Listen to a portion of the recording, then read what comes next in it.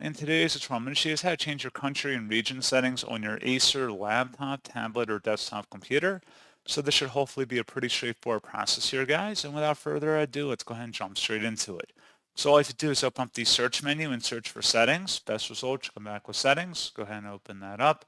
Select time and language on the left panel. And then on the right side, select where it says language and region.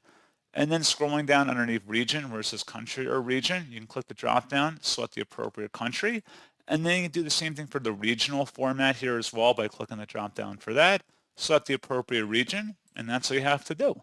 So pretty straightforward process, guys, and as always, thank you for watching. I do hope that was able to help you out, and I do look forward to catching you all in the next tutorial. Goodbye.